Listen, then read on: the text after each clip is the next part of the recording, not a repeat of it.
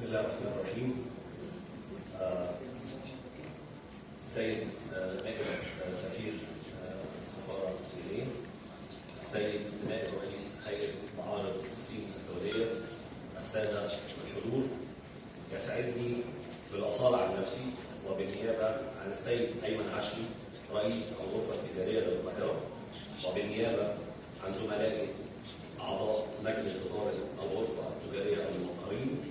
وبالنيابة عن أكثر من نصف مليون تاجر، أن أشكر سيادتكم على دعوتكم الكريمة وأرحب بكم في بلدكم الثاني مصر. آملين أن يكون هذا المؤتمر خطوة هامة لفتح آفاق جديدة للعلاقات التجارية والاقتصادية بين البلدين. الغرفة التجارية قد تأسست كأول غرفة عامة لخدمة التجارة في مصر منذ 111 عام، وهي أصل من أصول التجارة في مصر،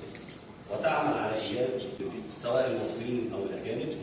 والتنسيق مع المؤسسات الاقتصادية والتجارية في الداخل والخارج، وذلك عن طريق تنظيم أعمال الشعاب التجارية المختلفة. تشهد العلاقات المصرية الصينية تطور مستمر في كافة المجالات، مواكبة التحولات الدولية والإقليمية الداخلية والخارجية. كأول دولة في إفريقيا ورد ذكرها في السجلات التاريخية الصينية، كما ورد اسم مصر في بعض المؤلفات الصينية، ومنها كتاب تتمة المتفرقات في يونيانغ الذي ألفه دوان تشينغ الأديب الصيني في زمن أسرة تانغ الصينية، وفي كتاب دليل ما وراء الجبال الجنوبية الذي ألفه الأديب الصيني شو تشي تقديم التسهيلات والترويج للفرص التجارية والاستثمارية بين البلدين. وفي 2014 قام وفد من رجال الأعمال الصينيين بزيارة مصر، وهي أول زيارة رسمية لوفد من المستثمرين الصينيين عقب ثورة 30 يونيو، حيث أدى المستثمرون رغبتهم في ضخ استثمارات جديدة في مصر في قطاع المقاولات والبنية التحتية والديكور والاتصالات، واصفين السوق المصري بأنه أكبر الأسواق في منطقة الشرق الأوسط. في 2015 شاركت الصين في مؤتمر دعم الاقتصاد المصري الذي عقد في شرم الشيخ، وقد وقعت الشركات الصينية عقود في هذا المؤتمر في مجالات الكهرباء باستثمارات إجمالية 1.8 مليار دولار لتطوير الشبكة القومية للكهرباء وإنشاء محطة محاولات، فيما وقعت وزارة النقل المصرية اتفاقيتين صينيتين لتصنيع قطارات بقيمة 500 مليون دولار،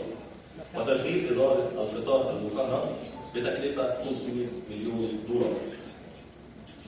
في 2016 قام فخامة الرئيس الصيني شي جين بزيارة مصر تلبية لدعوة فخامة رئيس الجمهورية المصري عبد الفتاح السيسي، كما استقبل سيادته أيضا في 2023 معالي وزير، وهو ما يؤكد الحرص الكامل بين الدولتين على الاستمرار في التعاون المثمر في إطار الشراكة الاستراتيجية الشاملة. مع شروع مصر في تحديث اقتصادها وتعزيز علاقاتها الخارجية مع مختلف القوى الكبرى في العالم، ومع إعلان الصين في عام 2013 عن النظام الاقتصادي بطريق الحرير وتدشين مصر في أغسطس 2014 لمشروع تنمية محور قناة السويس، فإن الارتباط بين المشروعين باعتبارهم الجسر البري والبحري الذي يربط الدولتين اقتصاديا بكل من أوروبا وأمريكا وصولا بالأمريكتين.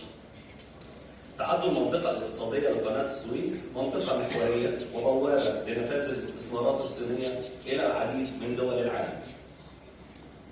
وسوف تستفيد صادرات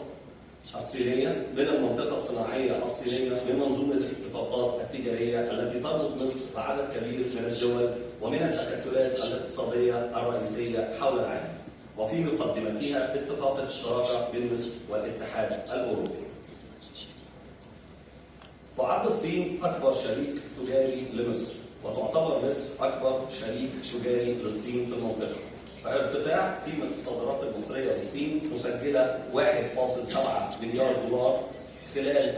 11 شهر الأولى من عام 2022 مقابل 1.4 مليار دولار